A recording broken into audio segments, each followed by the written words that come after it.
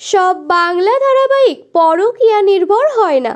কিছু কিছু ধারাবাহিক এমন রয়েছে যেখান থেকে মানুষ অনুপ্রেরণা পায়, যেখান থেকে মানুষ বাঁচার জন্য অন্য পথ খুঁজে পায়। তেমনই একটি জনপ্রিয় ধারাবাহিক হলো জি বাংলার কার কাছে কই মনের কথা। ধারাবাহিকের নামের সাথে শিমুলের জীবন মিলে গেলেও শিমুল অবলা নয়, শিমুল প্রতিবাদী। শিমুলের পাশাপাশি শিমুলের শাশুড়ি মধুবালা দেবীও প্রতিবাদী। ধারাবাহিকের কাহিনী অনুযায়ী শিমুল এবং শতদ্রুকে মিথ্যা ফাঁসায় পরাগ আর পলাশের সাথে প্রতীক্ষাও জড়িত। শিমুল এবং শতদ্রু আসল দোষীর খোঁজ করে, তার জন্য শিমুল থানায় ডায়েরি করে। পুলিশ এসে ফিঙ্গারপ্রিন্ট নিয়ে যায়, পরাগ আর প্রিয়াঙ্কাকে গ্রেপ্তার করে। আসল দোষীর খোঁজ পেয়ে শিমুল পরাগদের বাড়ি ছেড়ে যেতে চায়।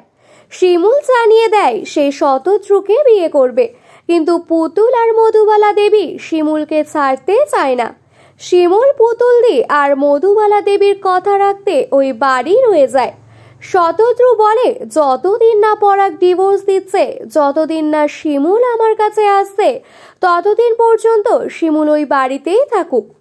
শিমুল মধুবালা দেবীকে বলে আপনার ছেলে জেল থেকে এলে যেন আমাকে ডিভোর্স দেয়।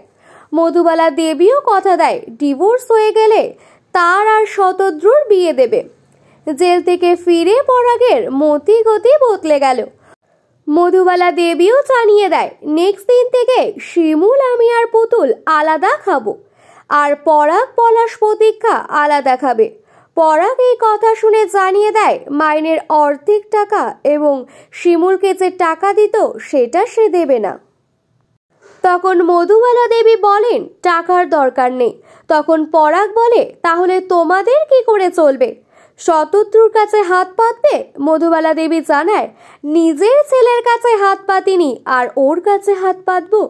আগামী পর্বে দেখা যাচ্ছে শিমুলের সিদ্ধান্তে শতদ্রু রেগে আছে।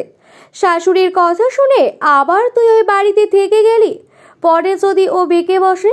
শতদ্রুর এই কথা শুনে শিমুল রেগে যায়। শতদ্রুকেও কি শিমুল আবার ভুল বুঝবে?